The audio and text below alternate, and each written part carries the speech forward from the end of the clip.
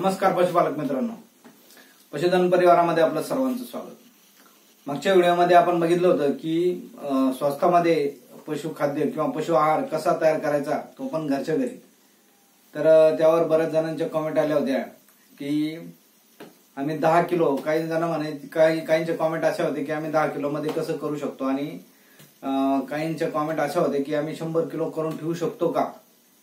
त्यासोबतच काही मित्रांच्या कमेंट अशा होते की हे द्यायचं कसं, ठीक आहे बनवलं द्यायचं कसं। तर आपण आज या व्हिडिओमध्ये आपण हे सविस्तर जाणून घेऊ की 10 किलोची मात्रा कशी घ्यायची आणि 100 किलो बनवून ठेवू शकतो का। त्यासोबतच द्यायची पद्धत कशी असेल, कोणत्या पद्धतीने आपण हे पशुखाद्य किंवा पशु आहार आपल्या जनावरांना कसा द्यायचा, तर याविषयीच आज आपण सविस्तर माहिती जाणून घेणार आहोत। त्यासाठी हा व्हिडिओ संपूर्ण बघा आणि चॅनलवर जर नवीन असाल तर चॅनल सबस्क्राईब करा, आणि आजचा व्हिडिओ आवडल्यास लाईक करा आणि कमेंट करायला विसरू नका, तसेच शेअर सुद्धा करा।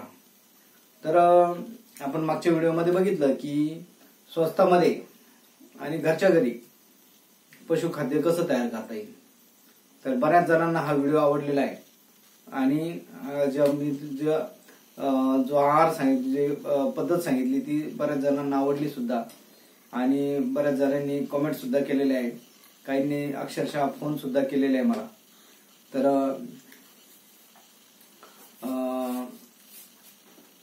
आपण आता 10 किलोची मात्रा कसं करणार, कारण मी तुम्हाला 100 किलोचं प्रमाण सांगितलं होतं की 100 किलो मध्ये 10 किलो गहू, 10 किलो तांदूळ आणि 10 किलो मक्का, हे तिन्ही 10 किलो म्हणजे 30 किलो।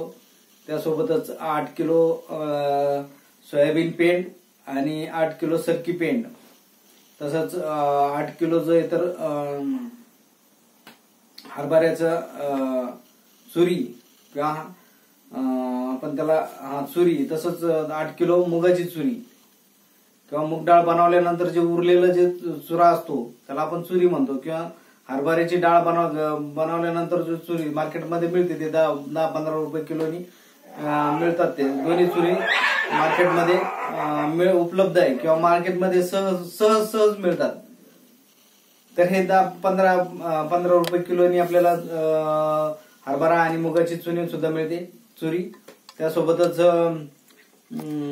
सध्या मार्केटमध्ये खूप तांदूळ, बरेच लोक खेड्यापाड्यात फिरून 10-12 रुपये किलोनी हे तांदूळ घेत असतात। तर तेच तांदूळ जर आपण घेतले तर 10-12 रुपये किलोनी, तर आपल्याला हे म्हणजे 120 रुपयात 10 किलो मिळतील। आणि तसंच गहू सुद्धा 15-20 रुपये किलोनी सहज मार्केटमध्ये उपलब्ध आहे। तर ते, आणि मक्का सुद्धा 10-12 रुपये किलोनी सहज मिळतो। म्हणजे साधारण हे जे गहू आणि तांदूळ आणि मका आहे हेच आपल्याला साधारण 350 रुपयात 30 किलो मिळतात, 350 ते 360 रुपयापर्यंत। आणि तसंच हे चुनी सांगितली मी तुम्हाला, चुरा सांगितला डाळीचा, हरभऱ्याचा चुरा आणि मुगाचा चुरा हा 8-8 किलो, आणि 8 किलो सोयाबीन पेंड आणि 8 किलो सरकी।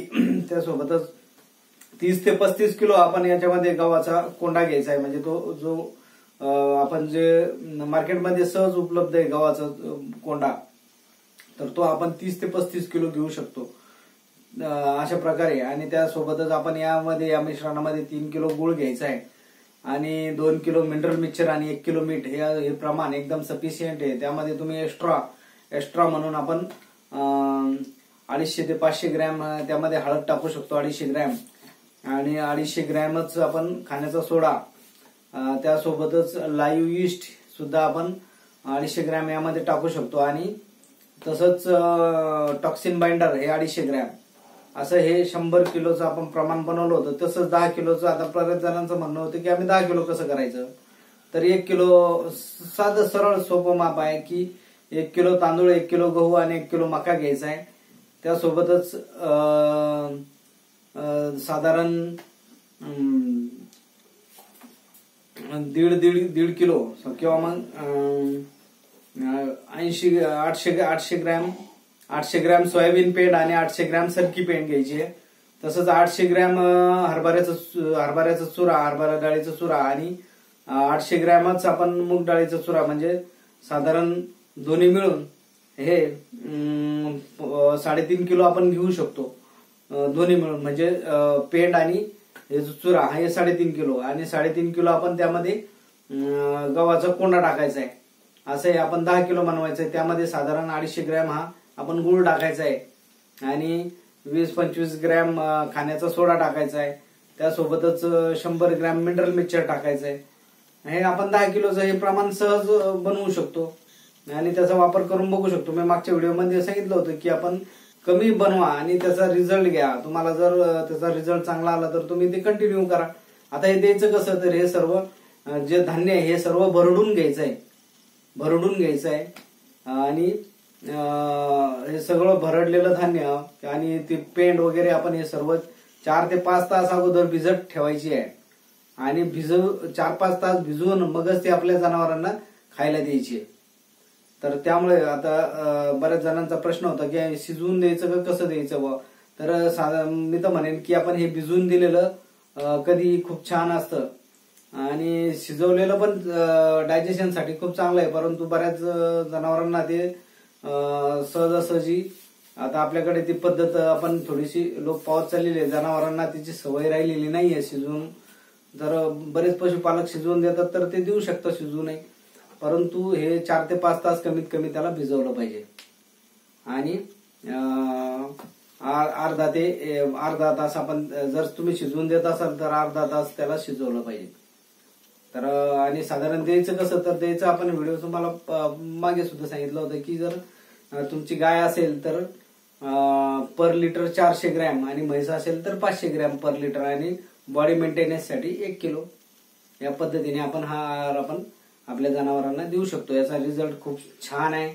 बऱ्याच पशुपालकांनी याचा वापर केलेला आहे. तुम्ही सुद्धा याचा वापर नक्की करा आणि कॉमेंट करा की तुम्हाला याचा रिझल्ट कसा वाटला आणि त्यामुळे तुमच्यामुळे बऱ्याच पशुपालकांचा फायदा सुद्धा होऊ शकतो. तुम्ही त्याचा प्रसार केला तर त्यामध्ये नक्कीच तुमचं जे आर्थिक गणित आहे ते खूप एकदम व्यवस्थित बसेल.